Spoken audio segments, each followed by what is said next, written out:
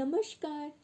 शब्द विन्यास 666 पर आप सभी का पुनः स्वागत है। आज हम उषा प्रियमवदा जी के उपन्यास 55 खंभे लाल दीवारें के 21वें अंक के उपरांत 22वां अंक सुनने जा रहे हैं। तो सुनना प्रारंभ करें। नील चला गया।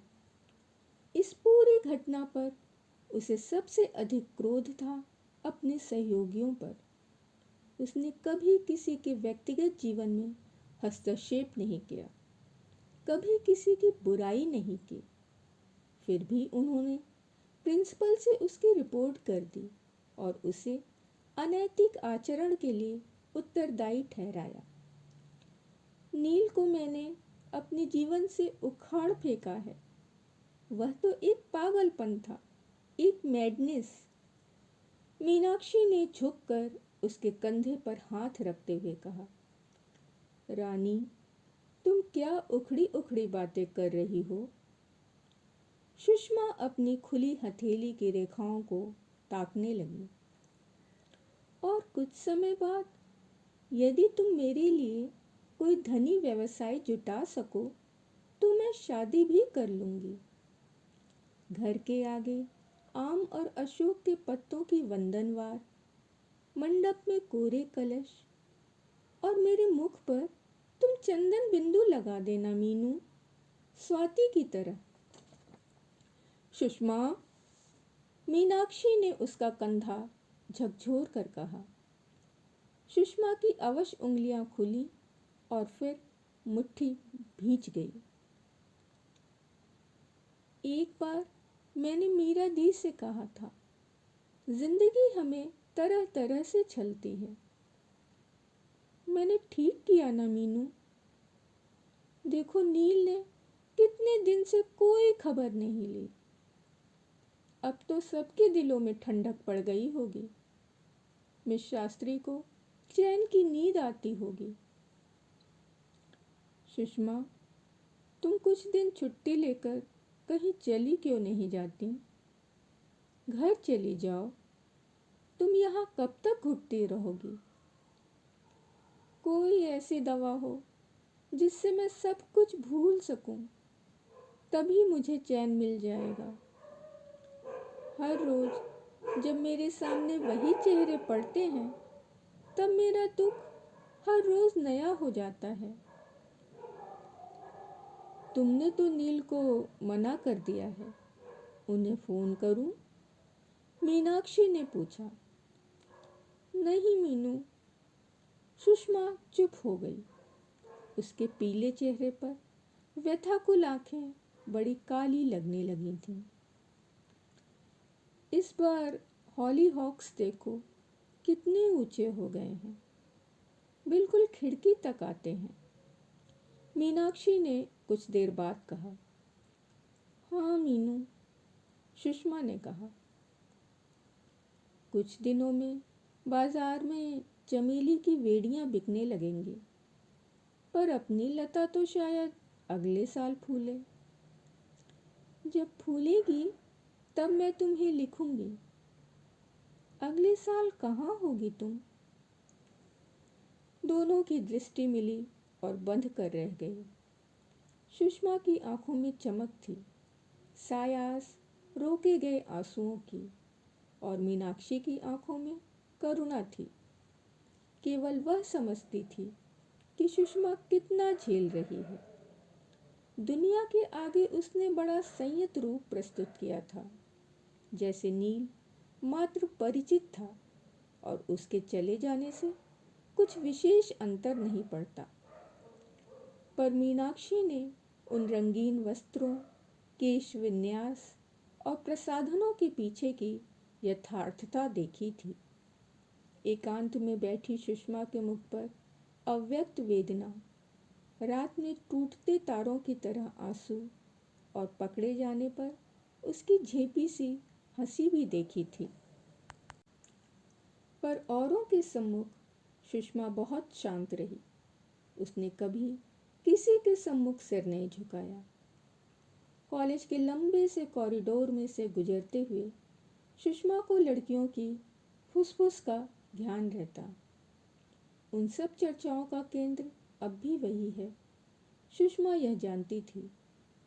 एक बार जब वह क्लास लेकर बाहर आई तो नोटिस बोर्ड के पास लड़कियों का एक समूह कुछ पढ़कर हंस रहा था। उसे देख सब चुप हो गई और उनमें से एक ने झपट्टा मारकर नोटिस बोर्ड से कागज फाड़ लिया। सुषमा को अपनी ओर देखते पाकर एक साहसी लड़की ने मुस्कुरा कर कहा, good morning miss Sharma. Good morning, Sushma ने मुस्कुरा कर उत्तर दिया। उस समूह में खड़ी प्रत्येक लड़की ने लक्ष्य किया कि सुषमा में कुछ परिवर्तन आ गया है। उसके होंठ मुस्कुराते हैं, आंखें नहीं। आंखों में तो ऐसा तीव्र दाह होता है कि देखने वाले को स्वयं ही आंखें झुकानी पड़ती हैं। लड़कियों को लगा कि उनसे कुछ अमार्जनीय अपराध हो गया है। उन्हें वह दिन याद आते जब सुषमा उन्हें बहुत तन्मयता से पढ़ाती थी। वह कभी क्लास में नोट्स नहीं लाती थी। शब्द शब्दों में जुड़ते जाते और वाक्य अबाध गति से फिसलते रहते। लड़कियों की कलमें कागजों पर दौड़ती रहती और इतिहास में जीवन आ जाता। समय कैसे बीत जाता इसका आभास किसी को न रहता। अब सुषमा हाजिरी लेकर लेक्चर प्रारंभ करने से पहले कागज निकालती तो सबको लगता कि जैसे कुछ अनहोनी सी हो रही है।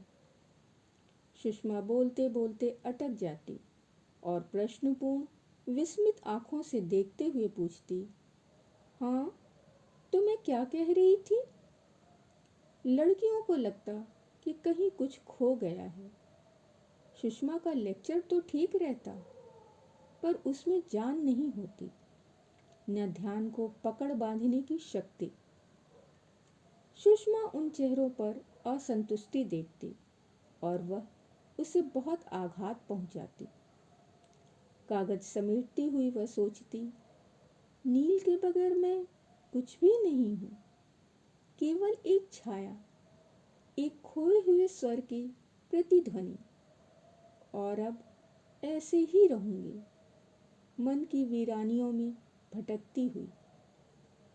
फूल टूट टूट कर गिरते रहते और धूल के बबूले सड़क पर मंडराते रहते।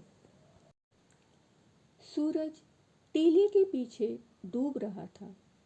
सुषमा निर्जन हो आई सड़क पर घूम रही थी। नीम के पेड़ अपनी नग्नता में कितने कुरूप लग रहे थे। बस स्टैंड खाली पड़ा था और उसके आसपास चाट के जूठे बत्ते बिखरे हुए थे। नल पर कुछ जाटिनी पानी भर रही थीं।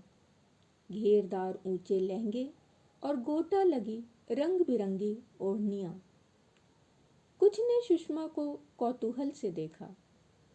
सुषमा का मन हो आया कि वह भी ऐसा पीला घाघरा और काली ओढ़नी ओढ़ इनके समूह में जा मिले।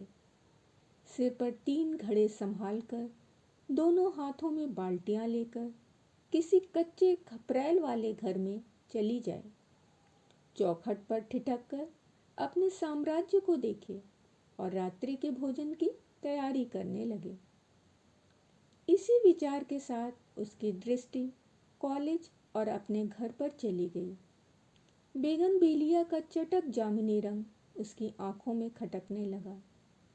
उसके घर में अंधेरा पड़ा था, जैसे बरसों से खाली हो। गाते बजाते कुछ लोगों से भरी एक बस सड़क से गुजर गई। टीले के पीछे देवी का एक प्रसिद्ध मंदिर था। पिछली बार नवमी पर जब सुषमा मीरा दी के साथ देवी के दर्शन को गई थी तो एक भिखारिन बुढ़िया उसके पीछे लग गई थी। तू 7 बेटों की माँ हो रानी, तेरा राज बढ़े, तेरी मांग मोती से भरी रहे, तू फूलों की सेज सोए रानी। और मुस्कुराती सुषमा ने उसके कटोरे में कुछ पैसे डाल दिए। आज उस टीले की ओर देखते हुए उसे लगा जैसे कि यह घटना पिछले जन्म में घटित हुई थी। क्या वह भिखारिन अभी भी प्रत्येक स्त्री को 7 पुत्रों की माता बनने की आशीष दिया करती होगी? आज का अंक हम यही समाप्त करते हैं। सुनने के उपरांत अपने विचार और सुझाव अवश्य व्यक्त करें। पसंद आने पर लाइक करें, अपने मित्रों में शेयर करें, चैनल को सब्सक्राइब कर लें और बेल आइकन को दबाना बिल्कुल ना भूलें। शेष उपन्यास हम अगले अंकों में सुनेंगे। अभी तक के लिए विदा। धन्यवाद।